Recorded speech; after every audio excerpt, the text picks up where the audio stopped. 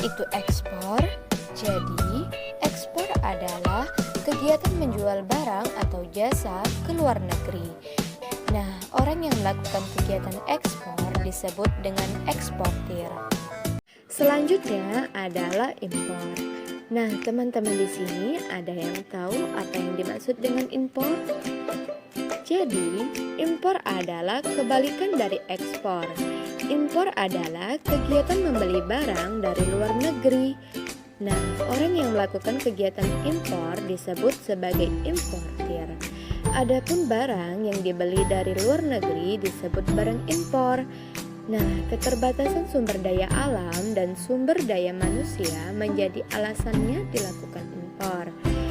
Contohnya adalah Indonesia belum bisa memproduksi barang-barang elektronik dan barang-barang otomotif seperti mobil, sepeda motor, dan lain-lain.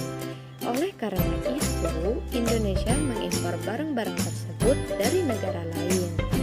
Nah, salah satu pelabuhan di Indonesia yang menjadi tempat kegiatan ekspor dan impor adalah Pelabuhan Tanjung Priok. Kegiatan ekspor dan impor ini bisa berupa barang dan jasa. Nah, berikut ini adalah barang dan jasa yang diekspor dan diimpor oleh Indonesia. Yang pertama adalah barang dan jasa yang diekspor oleh Indonesia. Nah, barang yang diekspor oleh Indonesia terdiri atas dua macam, di antaranya barang migas dan non-migas. Barang migas berupa minyak dan gas bumi. Nah, adapun barang non-migas yaitu hasil pertanian, hasil industri, dan hasil tambang, meliputi selain minyak dan gas bumi.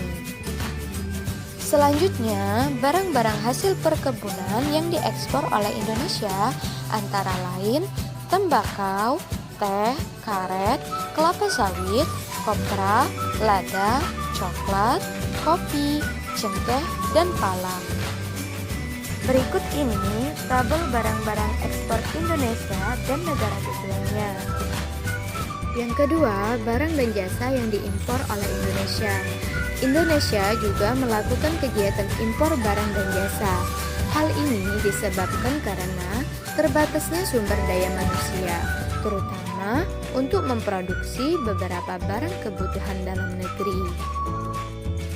Berikut ini tabel barang yang diimpor oleh Indonesia dan negara asal. Nah, setelah kita mengetahui apa yang dimaksud dengan ekspor dan impor, selanjutnya kita akan membahas apa sih manfaat kegiatan ekspor dan impor. Kegiatan ekspor dan impor melibatkan dua negara atau lebih. Kegiatan ini akan memberikan manfaat bagi negara pengekspor maupun pengimpor. Nah, beberapa manfaat yang memberikan manfaat bagi negara pengekspor maupun pengimpor antara lain yang pertama adalah barang produksi negara kita akan lebih dikenal oleh negara lain. Yang kedua, membantu mencukupi kebutuhan negara lain. Yang ketiga, yaitu meningkatkan devisa negara. Yang keempat, barang dari luar negeri dapat memenuhi kebutuhan dalam negeri. Yang kelima, mempererat hubungan ekonomi dan persahabatan antara negara-negara di dunia. Dan yang terakhir atau yang keenam yaitu meningkatkan produksi kedua negara.